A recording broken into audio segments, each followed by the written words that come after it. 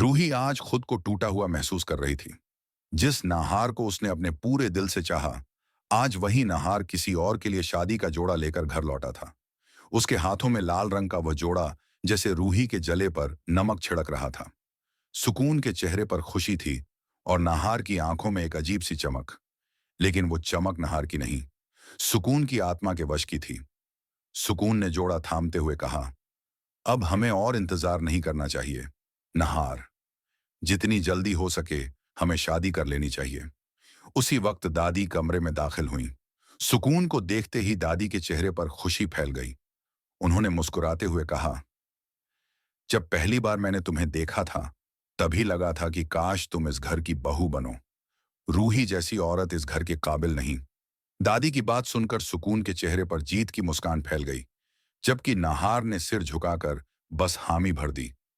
दादी ने सब घर वालों को बुलाकर ऐलान किया, नाहार और सुकून की शादी होगी। ये मेरा फैसला है और इसे कोई नहीं बदलेगा। रतन और सोनी भड़क उठे। रतन चिल्लाया, दादी यह अन्याय है। रूही जिंदा है, नाहार की पत्नी है। आप ऐसा पाप कैसे कर सकती हैं? दादी की आंखों में क्रूरता थी। रूही की जगह अब सुकून लेगी। नाहार की शादी होगी और रूही रहेगी इस घर में, मगर एक नौकरानी बनकर। दादी के मन में जो साजिश थी उसका किसी को अंदाजा नहीं था। इधर रूही सब सुन रही थी। उसकी आंखों से आंसू बह रहे थे, मगर दिल में ज्वाला जल उठी। नहीं, रूही ने खुद से कहा, मैं अपने सुहाग को किसी आत्मा के हाथ नहीं जाने दूंगी। जूही उसके पास आई और बोली, रूही, दादी तो हमेशा से तुम्हें मिटाना चाहती थी, पर तू हार नहीं मानेगी। तू अपने नाहार को बचा लेगी। रूही ने दृढ़ निश्चय किया और उसी रात उस बाबा के पास पहुंची जिसने पहले उसे सुकून का सच बताया था। वह रोते हुए बोली, बाबा, अब मेरे पास बहुत कम समय है। सुकून मेरे नाहार को छीन लेगी, कुछ कीजिए। बाबा ने आंखें बंद की, फिर बोले, उस पेंटिंग को नष्ट कर दो बेटी, वही उसकी ताकत है। जैसे ही वो पेंटिंग जल जाएगी, आत्मा भी मुक्त हो जाएगी। रूही ने बाबा का आशीर्वाद लिया और भागी भागी घर लौट आई।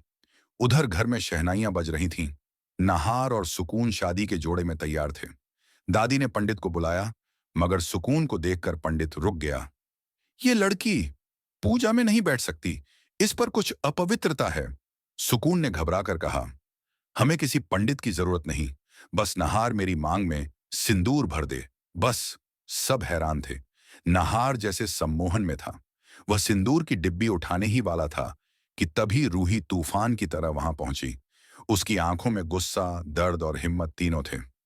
रुको नाहार, उसने चिल्लाकर कहा और दौड़ते हुए नाहार के हाथ से सिंदूर की डिब्बी छीन ली। सुकून चीखी, रूही, इसे मुझे वापस दो, वरना इसका अंजाम बहुत बुरा होगा। रूही बिना रुके सुकून के कमरे में घुसी और वहां रखी उस पेंटिंग को आग लगा दी। जैसे ही पेंटिंग जलने लगी, कमरे में अजीब सी आवाज गूंज उठी। हवा में धुएं के साथ सुकून की चीखें गूंजने लगीं। नहीं, तुमने मुझे नष्ट कर दिया।